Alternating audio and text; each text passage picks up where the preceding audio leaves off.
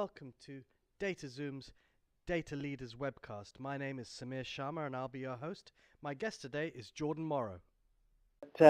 Jordan, tell us about yourself. Oh boy, I got to figure out the best way to start. I guess the best way to start is to just say I'm the global head of data literacy at Click. I've been working on this data literacy journey for a while, and really all that means is I'm the biggest nerd you might ever meet, and I am more than happy to own that title. But I am a big nerd trying to help organizations out with their data and analytical journeys, helping them to effectively consume data better. Now, from a personal note, I'm a very big family man. I have 5 kids. I live in the mountains, in the Mountain West, the Rocky Mountains, and I love to be out on the trails. I'm a trail runner, so those are a couple personal things. But overall, those are the best ways to describe me: family man, trail runner, and the biggest nerd you'll ever meet. I love that, the biggest nerd. But listen, data literacy is a massive thing at the moment. Why data literacy? What happened? What spurred you onto it? What was the catalyst? I get that question quite often because we started the journey of data literacy before it really even became a term that people even knew. So a little background from who I am in my career probably will help illuminate that a little bit. So I've been at Click, it'll be 3 years here in just a couple months. But before Click, I worked for American Express. So of course, everybody knows American Express, one of the biggest companies in the world. Yeah. And while I was there, I was heading up a business intelligence shop. And my job was not only to help guide and direct what dashboards were being made for the user group, but the user group that I supported was the biggest one at American Express. It was the U.S. Consumer Group, and that's the largest card portfolio that American Express has. And so we were tasked with building dashboards and useful information, and this was, about maybe 6 years ago that I started doing this. And so this is when self-service analytics was getting bigger, right? Sure. And so I was tasked with not only helping drive what dashboards were being met to satisfy the requests and the needs of the unit, but I was also tasked with doing all of the training. And so a little bit about me, I love to teach. In fact, I went to school for a little while to be a math teacher before I branched off and did something different. And so I'm sitting there and being told, hey, Jordan, you have no choice. You have to train everybody on this. So I said, okay, that's fine. And started doing all the training and building all the training. And I thought to myself, this is probably about 4 to 5 years ago, I thought, wouldn't it be better for us, or wouldn't it be exciting to teach people who are using these dashboards not only how to use the dashboard, but actually how to do like analytics better, right? How to actually get better insight from the data. And I went to my leadership at the time and I said, this is what I propose we do. What do you think? And my leadership told me, no, you're not going to do that right now. Just teach them how to use the dashboards, get them to use it. And I think, in fairness, they said maybe in the future, but I don't think anybody, including myself, understood the magnitude of just this thought that I had, and that was, if you want to get proper usage out of your data, you have to have a data literate workforce. Now, it wasn't called that at the time, but that's essentially what I was looking to do there. And so I said, okay, fine, we won't do it now, and I really couldn't argue. This was basically my executive sponsor telling me no. And they tried to change my job around to do some stuff. Well, lo and behold, Click had opened up a position exactly along those lines. So I didn't know my boss at the time, but he and I shared very similar, I think, thought processes that we should teach people how to consume data better. And then it wasn't until I got hired on at Click, I started on the journey building this. We didn't even call it data literacy to start with, but eventually we said, you know what, we need to call this data literacy. We want to own it. We want to be there. And lo and behold, like you said, it's massive worldwide now. Everybody's talking about it. And so I wish we got lucky. Very humbled that it's doing this well, because you can make a guess on what the industry wants, and you might guess wrong. And thankfully, we made a targeted guess, and the industry has jumped on it. And so we're very happy about that for sure. I think you're absolutely right. It's a welcome addition to the data industry. I mean, just from my observations, looking at over the last 20 years or so, I've seen a lot of organizations spend a huge amount on technology. with little return in terms of BI and analytics and so on. And that's probably one of the consequences that's happened. They've invested so much. They think it will, the technology will drive better informed views of decision making and so on. You know what? What's really strange? Every time I go into an organization now, I still see the same thing. Absolutely. And, one of the things that I'm always interested in is, data literacy, you coming from American Express to Click, how do you start to move an organization towards being more data literate? Oh, that's a very good question. And I'm going to, if you don't mind, I want to address what you just said, and then it'll dovetail right into what you just said.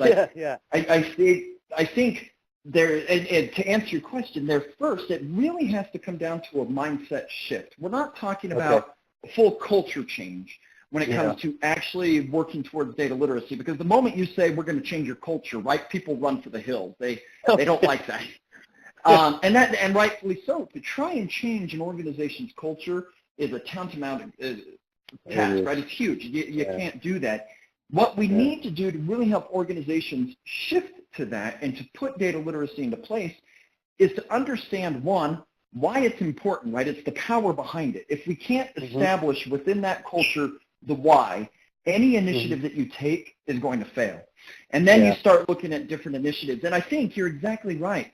Historically, organizations thought technology was the answer, right? They would invest in all this new technology thinking this is the easy button, this is what's going to do it, this is how it works, and then finding out it didn't work. And the reason, I have found it very interesting as I've seen this, the reason that it didn't work was not the technology's fault.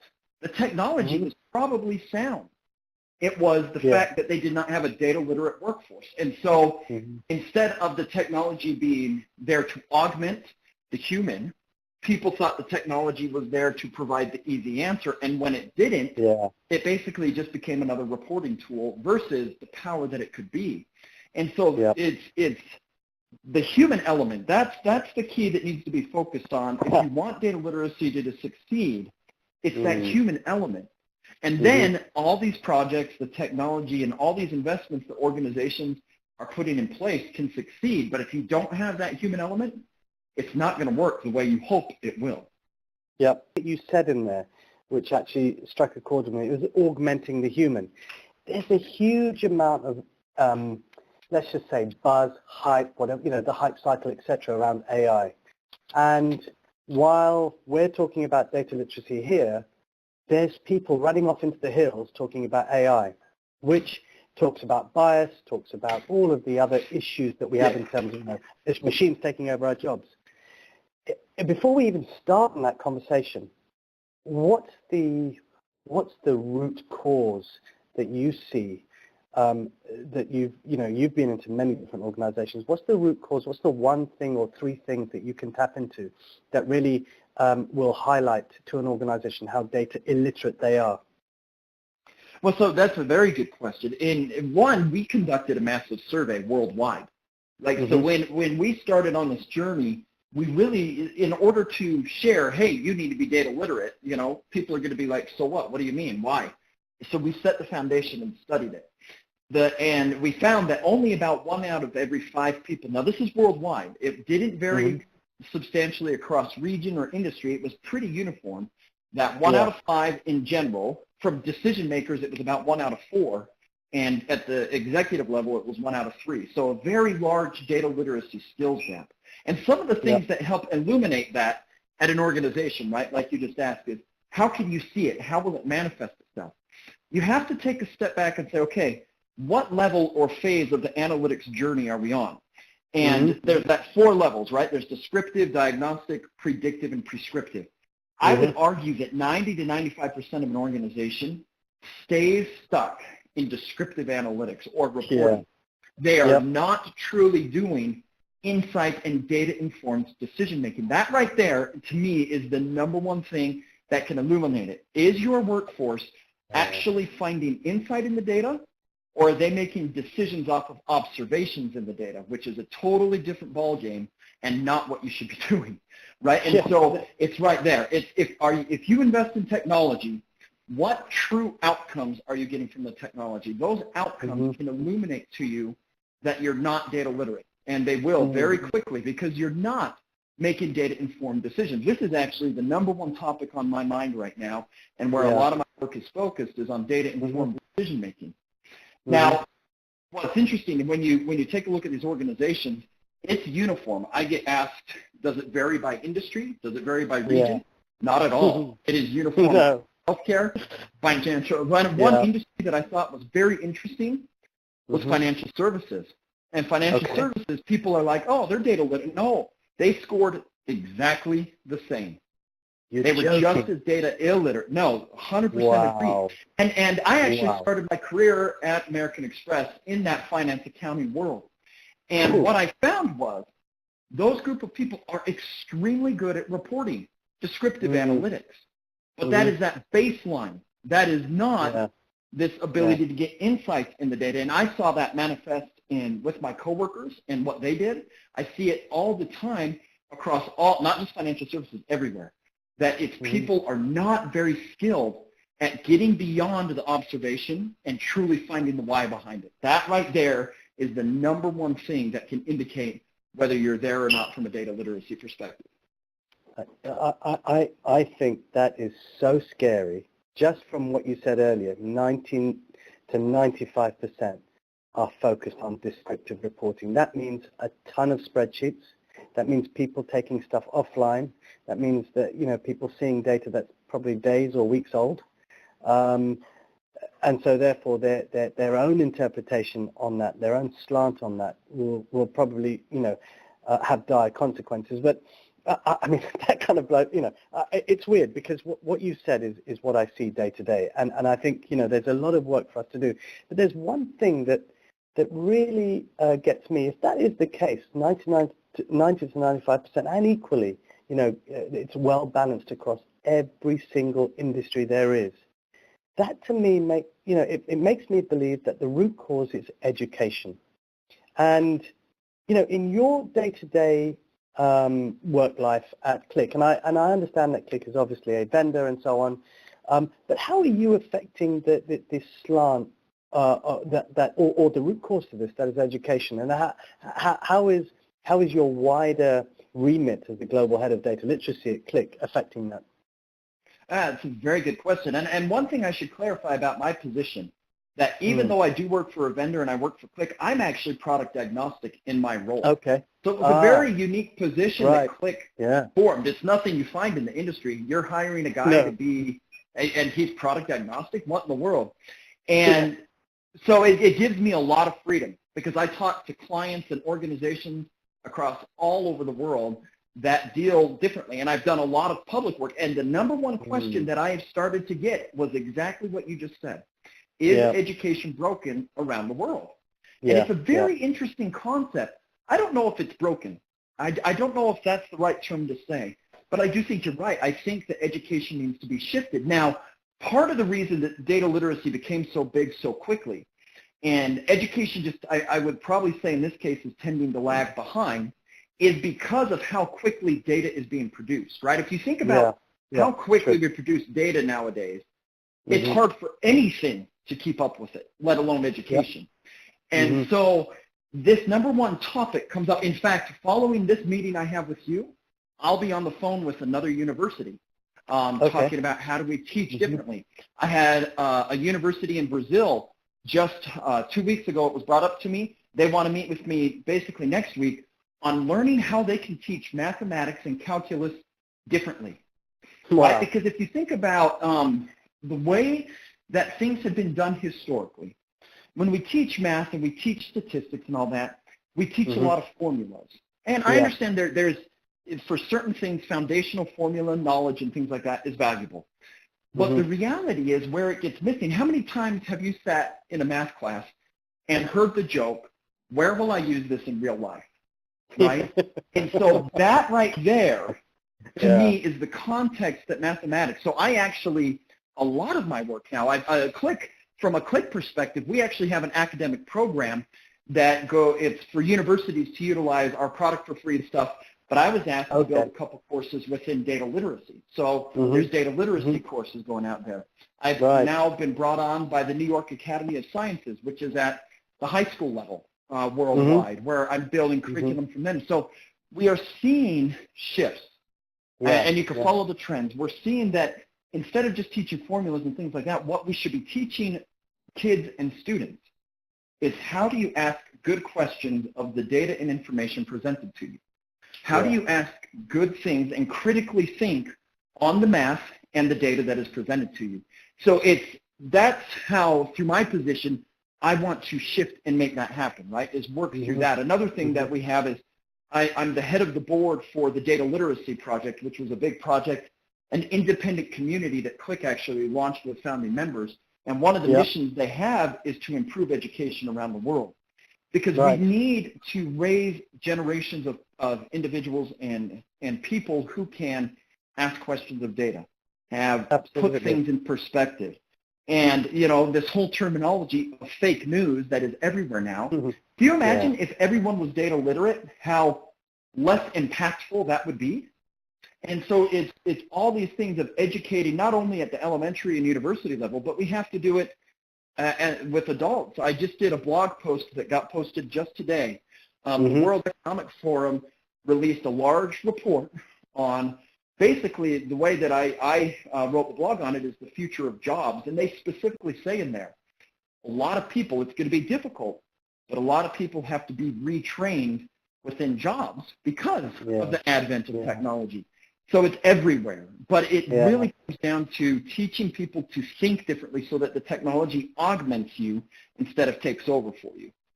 Absolutely. No, I mean, it's a fundamental shift that we've got to make, but it is quite scary because I think data literacy in itself is not just about maths. It's about a whole fundamental reasoning. Absolutely. You know, and I think you hit the nail on the head. I am Data Literacy Project. One thing I want to know, and it's probably a second question to this, is one, I want to know who's involved because you talked about partners, but listen, you know, you're Jordan, you're one person. How do you scale and ensure literacy is more than just Jordan Morrow? Absolutely. Well, and you bring up such a good point. When you think of data literacy and trying to scale it, I think one of the things that helps scale it is really putting into perspective what it truly is. You said it really well just a second ago. Data literacy isn't all about math. That is 100% accurate. In fact, when you think of data literacy, my favorite catchphrase is not everyone needs to be a data scientist, but everyone needs to be data literate, right? Everyone needs to have skills in data literacy, and it is a broad spectrum. So when we think about scaling this out, when we think about bringing this to the world, I think the first thing that has to be done is the messaging around the world. And the nice thing is, we did create the Data Literacy Project to bring independent communities and independent people along. You'll find out very quickly. I might be one of those who helped pioneer and start this, but the reality is I do not in any way think I can do this alone. There are so many people smarter than I am out in the world when it comes to this stuff. They need to be involved. And so the Data Literacy Project, some of our partners are Cognizant, Experian, Accenture, some of these massive worldwide companies. We have a great board that's being put in place to bring, and the purpose of the Data Literacy Project is to bring this independent community of resources, thought leaders, and just people in general who want to further the mission of data literacy to one spot, one hub, one area of resources. And because you're right, to scale this out is very difficult. Now, I've been traveling the world for a couple years now, solely on data literacy, essentially. That's my world. And when we travel and when we talk about these things and when we do these things, I meet with organizations all over. So to me, my goal is to not be the one who teaches it to everybody. It's to light the fire among a lot of people, right, so that they want to do it. Now, one of the best things that's happening right now is we see companies popping up all here and there that are trying to drive data literacy. And some of the bigger companies in the world, Gartner's all over it, McKinsey, Accenture, these companies are doing a great job of bringing it to the masses. And I think one of the nice things is we have all the messaging going out from so many different resources that the people are following, which is great because it's a massive undertaking. And so through the Data Literacy Project and just through great people such as yourself and others who believe in it and do that, the messaging is going all over the place and succeeding, which is fantastic. That's awesome. That's awesome. Listen, I think for me, there's a couple of things. I'm often engaged by companies to review probably post implementation of things like dashboards and so on. But what I tend to see is not only is data literacy an issue with within the community, as you've mentioned, and within the industry, I see a lot of what I call the dashboard graveyard. That things are not used, dashboards are put to the wayside. But I think underneath that, I see a distinct disconnect between those people who have made those dashboards or information products and those people who are consuming them. And so it starts to make me think how much. And I may be completely lowballing this. I always used to think it's probably not that much of a disconnect. But the more I see it, I see that these two roles are so vitally important, even in the sense that they need to educate each other. But I think these people can definitely sort of connect data literacy and data storytelling, so that we have a better foundation. Are those some of the things that you're tackling as well? Yeah, I mean that world that you're talking about, data storyteller is another term for it, data translator. I think is going to become one of the most important or biggest jobs within data literacy in general. Because what we have, in fact, I was talking to a coworker just about this yesterday. There's a report, I think it is from McKinsey, that says by 2026, anywhere from 2 to 4 million of those types of jobs, data storyteller, data translator, in the United States alone are going to be created, because there is a big disconnect, right? We can't create this world of dashboard warriors, right? It's the way I look at it is, it doesn't matter how beautiful your dashboard is, it doesn't matter how pretty it is. If people cannot get insight and value from it, it is a waste of time. Absolutely. And you see these dashboard graveyards everywhere. Everywhere, even internally here at Click, right? There's dashboards that have been built with intended purposes, and then they go by the wayside. And so what we need is we need to bridge that gap between those who are the visualization specialists, what they're doing, with the business side of things. And that's exactly what the data storyteller, the data translator is designed to do, right? Their job is to create that bridge so that you move beyond descriptive analytics. Right, that's the purpose of this, is to make data-informed decisions, and then to do diagnostic analytics. That dashboard should help you get to Simon Sinek's why. It should not just be pretty, and that's the problem that we see. Yes, and I don't know whether that's going to be compounded as well, as we move forward, because where I said earlier we get the buzz of AI and all of that sort of hype cycle. We also get this thing about we've got a shortage of data scientists and so on, but it's really that skill of having a business lens, of having a real understanding of what that data means. And I think we might be a little bit stressed on the side of there's going to be very few data storytellers, but there's going to be a massive data scientists, and people are going to be scratching their heads. So I don't know how that balance is created, Absolutely. Well, and you can see it now at university level, right? Yeah. A lot of people are like, ooh, data scientist. And there was a quote, I won't mention who said it, but it's a pretty famous one from early in about 2011, 2012, that called the data scientist the sexiest job of the 21st century. Oh, yeah. Now, the problem with that is, everybody's heard it. And I don't disagree that it is one of those most amazing jobs. But the world doesn't need everybody to be a data scientist. You need these data literacy skills of communication, of understanding, of bridging these gaps and breaching these issues. And you're exactly right. What you see now is everybody comes out as a data scientist. But what about all those soft skills that they didn't develop when becoming a data scientist? What about all those non-technical skills? You're exactly right. You've got the hype cycle. You've got all these things. And people jump on it, and they jump at it, and they say, yes, this is what we need, only to find out, shoot. That's not what we needed. That was only a part of the puzzle. And so that's one of those conflicting things that you and I and others are on a mission to hopefully resolve through this. Absolutely. So people on the call as well, how do we get involved in the data literacy movement? No, I think the first thing, one, I am a very open book. If you follow me on LinkedIn, it's just Jordan, Jordan, Morrow, Morrow. Reach out to me. at the Data Literacy Project, and the website for that is www.thedataliteracyproject.org. You can get involved. You can start to figure things out. That's going to become even bigger. But if you're curious and things like that and just want to start this, reach out to me, and we can find ways to get you involved. Reach out to the Data Literacy Project and find ways. And then one of the things that I would say is start a movement within your own organization. Moving beyond just data science, moving beyond just technology and software, and tap into the human element. By doing that, you will start people get it. You light fires under people, and they get excited about this. I mean, I think a lot of this stuff makes sense intuitively, right? When you say, oh, you have this, and that, people are like, well, yeah, that just makes sense.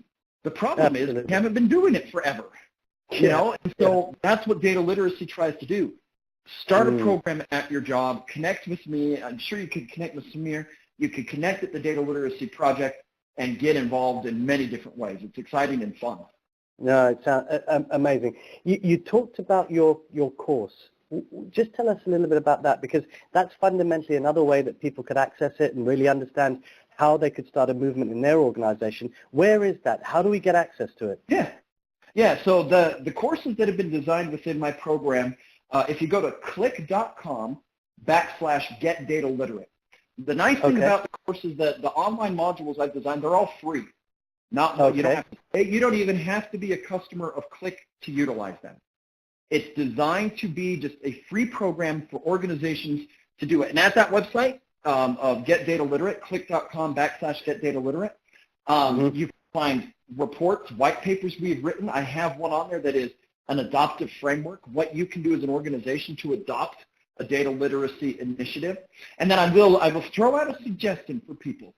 The top 3 courses to start taking right off the bat is the section that I had my boss actually create these for me. It's a section within the free courses called Data-Informed Decision Making. And then the reason I tell people to get started with that, if you're starting your own personal journey or want to start it at your organization, is that lays the groundwork for the why. And it lays the groundwork to help an organization understand processes, the mindset you have to have, how do you get beyond just data, the data, information, knowledge, wisdom chain that you can go through to really establish your mindset to understand how to help your organization become data-informed decision makers. So that's where I would start. But if you go to click.com/getdataliterate, it's all there, free, utilize it, and start your journeys there. That's brilliant. So folks, you heard it, click.com/getdataliterate. On that point, I think what I really want to understand is it's been, 2-3 years that you've been doing this now? Yes. And it's probably a slightly counterintuitive question, because we've talked about the movement behind this, but are companies really taking data literacy seriously?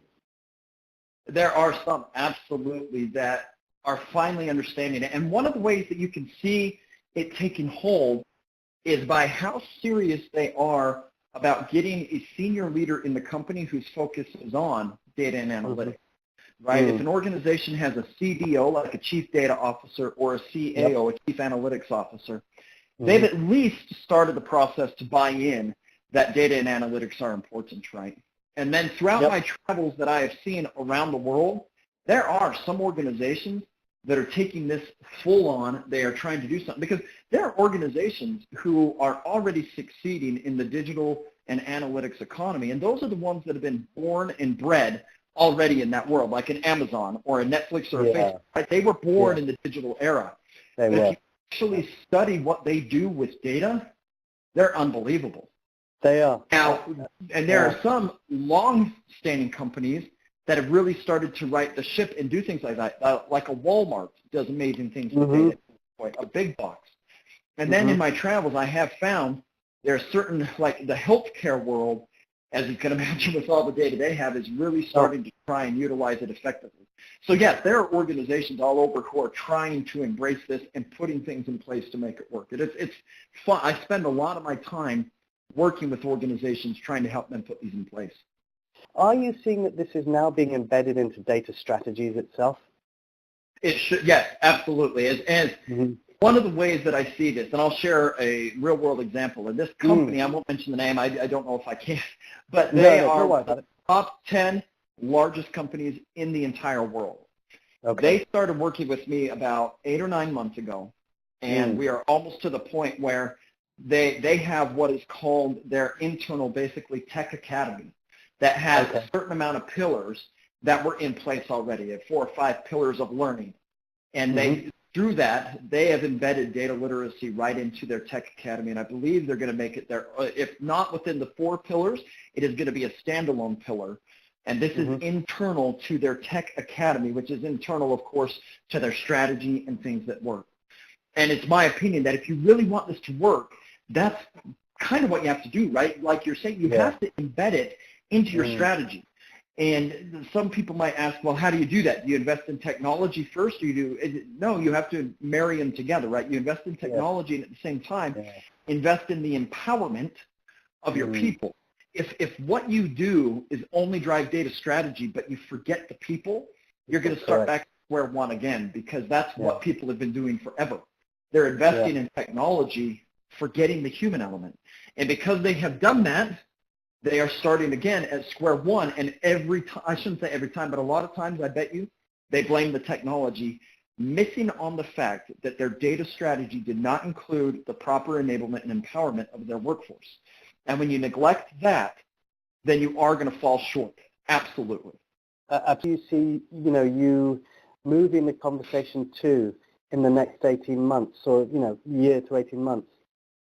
Yeah, I think what we have now is data literacy, especially from my work for the longest time, has been really focused on getting the program up and running.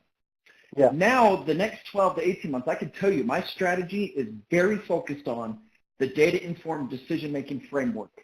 How do you take the journey from point A, where an organization or where an individual sits today, and make it so they get to point Z and the whole alphabet in between, where they are strong and feel comfortable making data-informed decisions. Now, that being said, that's where my mindset is. That's where the strategy is, and I was working on it late last night. What is that journey? How do you get your organization? How do you help people make data-informed decisions and get comfortable with it? That to me is that next phase of data literacy, right? Everybody was it's not the hype cycle, but everybody's like, we need data literacy, we need it. But there isn't a lot of cohesiveness on what that actually means and how do you do it. And to me, what it means is data literacy's whole end goal is to help an organization make better decisions. Absolutely. Now, how do you do that? With the right data-informed decision-making. How do you help people develop that? How do you help an organization develop that? And that is my next 12 to 18 months for a while, is designing and helping organizations position that. In fact, just yesterday, I built a program for an organization where the number one thing, set of courses and things that we'll take them through is that whole framework, those 3 courses, but building it out so that that organization can have the mindset that this is the purpose of data. This is why data exists. And that right there, that's the key to me.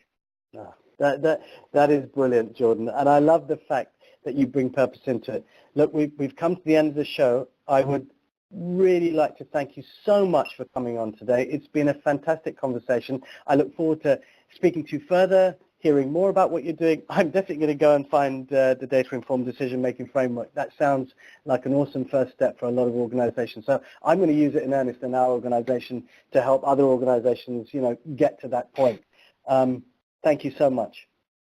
Thank you so much for having me. It's an absolute pleasure, and I appreciate it. Look forward to more conversations. Great. Thanks, Jordan. Thank you, everybody. Thank you. Goodbye.